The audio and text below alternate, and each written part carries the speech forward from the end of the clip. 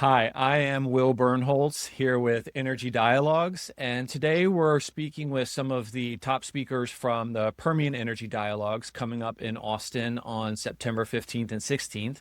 I'm very glad to be with Jon VandenBrand, who is the SVP of Commercial for Western Midstream.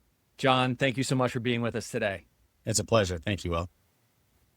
Jon, obviously, we're very happy to have you as a speaker and very grateful to have Western Midstream as a supporter of Permian Energy Dialogues this year. For our audience, can you tell us a little bit about who Western Midstream is, where they serve customers, and sort of what their focus is? Absolutely. No, it's a pleasure to be part of the dialogue. I think a lot of these conversations are essential to helping solve a lot of very important challenges at the forefront of the industry. And so we're honored and happy to be a part of them. Western Midstream is a large, publicly traded midstream company. We primarily focus in the gathering and processing segment of the industry, which means traditionally we're dealing with picking up producers' products from the wellhead. And whether that's oil, gas, and water, we're then responsible for transporting them to certain areas with better market access and or getting them into a marketable product in a way that benefits the producer and make sure all of that happens in a safe and efficient manner. Our largest asset is in the Delaware Basin, where we have a big, significant gas, water, and oil footprint that all overlaps almost the entirety of the Delaware Basin. We also have significant positions in the DJ Basin in Colorado, in the Powder River Basin, in South Texas, and some other joint venture investments around our portfolio. Thanks, Jon. It's very important for us to have the major players from upstream, downstream, midstream in the Permian Basin as a part of the dialogue. One of the topics that has increasingly become both a mainstream topic as well as one that I think is very familiar to those of us who've operated in the Permian for a long time is produced water. And that's one of the topics you'll be speaking on at the dialogue is water. What is the produced water problem? What is the produced water opportunity? And how does Western Midstream fit into that? It's a great question. I think by and large, a lot of people are really familiar with the prolific nature of the Delaware Basin and really the broader Permian Basin in terms of its ability to provide significant amounts of oil and natural gas. I think what gets overlooked in just the consensus view of understanding how all that is supported is how much produced water is produced alongside of those hydrocarbons in both basins. If we just look at the Delaware Basin, you can look at a number between 5 to 10 barrels of water per barrel of oil that comes out of the ground. And this results in an amount that's probably in excess of 20 to 25 million barrels a day of water being produced every single day. This isn't water that has a great end use yet. It is something that by and large is handled like a waste product and needs to continually be handled in order to produce the other things. And so industry is really getting to a point where we've done a good job of helping ramp up that production and ability to handle that water by disposing of it downhole.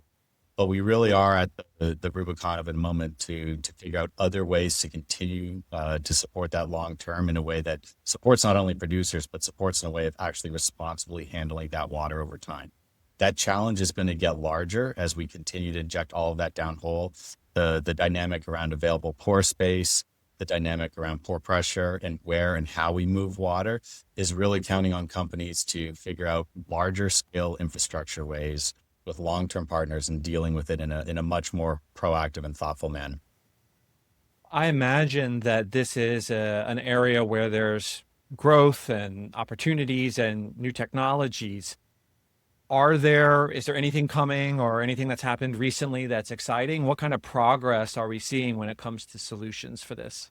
Well, for West specifically, there's a lot of excitement about not only our assets, but about the role we think we play in the broader industry in terms of handling those solutions over time. A couple examples. Historically, West has built out its own legacy infrastructure set, both gathering and disposal in Texas. About a year or so ago, we actually announced the acquisition and closed on the acquisition of Aris Midstream. This put a footprint of gathering and disposal infrastructure that was in New Mexico and along the state line in Texas, together with our footprint that really gave us access to the entirety of the Delaware Basin to be able to meet with producers and understand how to solve their problems.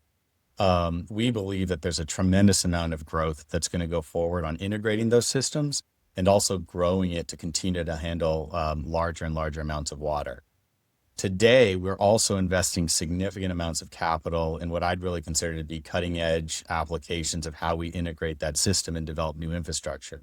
We announced the long haul Pathfinder pipeline, which is 40 to 50 miles of high pressure, high capacity pipeline capacity that's going to allow us to move water from challenged areas from a pore space or subsurface perspective to areas where we're able to distribute it to other regions where we can dispose of a responsibility and or integrate newer solutions into that tool set over time.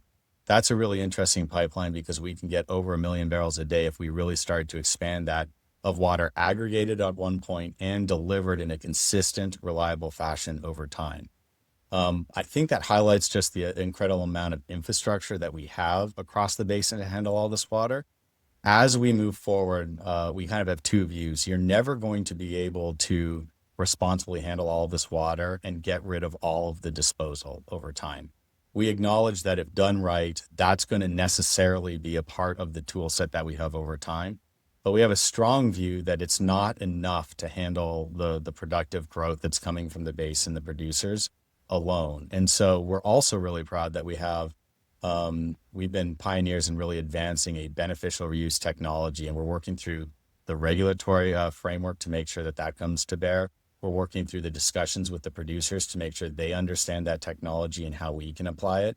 And we're also working on leveraging our infrastructure to accelerate not only the adoption of that, but really the ability to commercially bring that to the front and offer that as another set of solutions for the producers. If you look at it, that is going to be critical to helping us meet the growth that's expected in the basin over the coming years. Again, it's going to be part of a portfolio approach. We're going to have to responsibly manage downhole disposal. We're going to have to usher in new technologies like beneficial reuse and the ability to deliver that water in a form that can actually have a productive use. And whether that's helping out municipalities with their water shortage, whether it's helping out data centers and hyperscalers manage their cooling needs on power generation, any one of those things, we think that there's a real end use outcome for it. Additionally, we continue to see more ways that we can leverage our system to provide water for recycling or treated water for other uses, whether it's with the producers or end users. That comes up over time. Yeah, this is so fascinating. And I think that we're talking about the Permian Basin, we're talking about Texas, we're talking about the Southwest of the United States. This is an area of the world and of the country that is well known for water challenges. Yes. And it is something that is absolutely in the news and is top of mind. And so this is, I think the most fascinating part here is the opportunity that this offers for there to be a source of water. Now, it's not without its challenges, as you've said. We've got demand for water coming from industry, from the general public, demand from water now with data centers. Speak to that opportunity that this water could play when it comes to those different markets. Are we talking about a future revenue opportunity? Are we talking about a sort of, or is this going to be so small we'll never notice, or is this big? No, I think I would back into it just from the macro view that you laid out there. I think there are several overarching themes that not only our industry is dealing with, but really a broader set of industries and a broader set of constituents are really dealing with. We're very aware that there's a water challenge in many regional areas, and that's before you even start to layer on new use cases or demand sources for water in terms of power generation and data center use. I think there's a really amazing opportunity for there to be a win-win here where you take a tremendous amount of water. Keep in mind, I mentioned there were 25 plus or minus million barrels a day of water being gathered and disposed in the Permian Basin. That is water that's not calling or not being drawn from an existing aquifer or challenging an existing water supply need, but it is a water source that's not suitable today to be used to either alleviate those sources of demand or to be able to, lower costs for whatever use that might come from it. I think as we move forward, if we can find a way to match that water that's not being used for something and help deliver a better societal benefit, there is not only a great opportunity for a win-win, but there's also a really great opportunity for Western Midstream to play at the forefront of that and leverage our 4 to 5 million barrels of water a day across our system that we have access to and the capacity to aggregate, and pair it with this technology that we truly can get a significant amount of barrels at a certain point and help turn that challenge into a real benefit for other industries. And so I think it's something that's going to take a lot of work, not only from our perspective, it's going to take a lot of collaboration. I think one of the most important challenges or really opportunities that we have to work through is how we, as an industry from a midstream perspective, work with producers to actually provide these at cost-efficient solutions, because this is truly a cost to them. If I have 4 to 1, 5 to 1, 6 to 1 barrels of water per oil, and we're just paying to get rid of it, that very quickly starts to eat away and erode their economics for actually producing it. We've got to be able to find a way to do that economically. And one of those ways may be actually pairing it with a need for that water at the end, where there's some benefit to it, not only for us, but for our producers. And so I think it is an amazing opportunity. I think it's core to several of the critical challenges that are happening in any number of industries right now. And we're really excited to try to be at the forefront of that and help usher in solutions for all sides. You said that Western Midstream is already moving quite a bit of water. What else would you say about the sort of the future of the pipeline, the future of the midstream industry? Where do you see things headed? Water and moving water as a part of it. But do you see right now as there being changes in companies like Western Midstream and others who are responsible for the movement of these products, movement of molecules? No, it's actually a really great question. I think to understand water's role in midstream is to actually understand how the industry itself is maturing and evolving over time. We like to remind employees, investors, customers that, like you mentioned, we have an expertise in investing in and developing infrastructure, in pipelines, in facilities, gathering product, getting it to a different point safely, and transforming the nature of that product so that it either has more marketable value or can be safely disposed of. So what we're being asked to do in the water space is really core to who Western Midstream is, from our identity. And we've really been at the forefront of developing some of that water infrastructure in this midstream context for almost 10 years now as we built out our legacy system. The water industry as a whole is truly going through a period of massive transformation. It's kind of interesting that the challenge that I think is present in water is probably the greatest one that exists across the gas, oil, and water spectrum for producers to be able to look out for the next 10 years and say they know how they're going to handle this production. But yet it was probably the least mature segment of any of the infrastructure providers to provide solutions for those producers. And so you had a very fragmented industry. You had an industry that was not supported on the infrastructure side by large scale blue chip investment grade companies.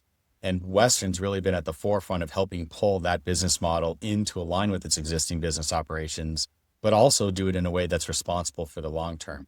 So I think from my view, we'll see a continued evolution of not only us leading that, but the water industry continuing to mature as producers think about how to strategically address these challenges over a long period of time.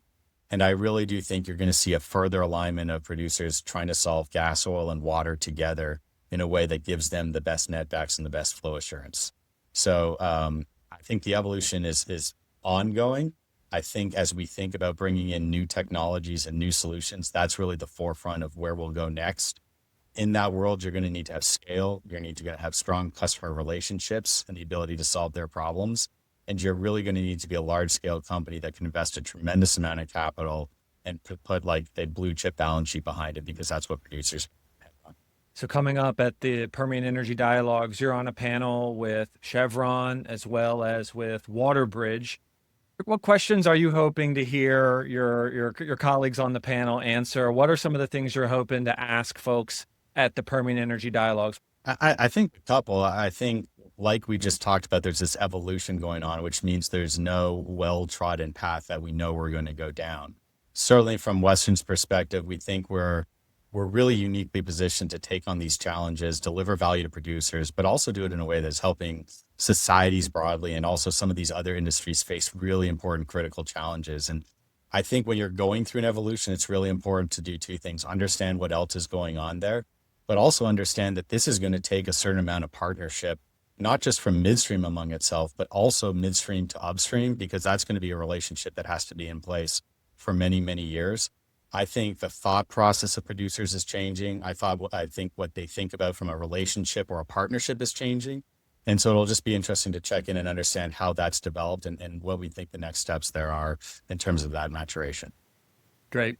Well, Jon, I want to say thank you. We're coming up on time here. Thanks for joining us for this pre-event speaker preview. And I look forward to seeing you in Austin for the Permian Energy Dialogue, September 15th and 16th. I'm looking forward to the event, looking forward to catching up with you and others, and really appreciate your time as well.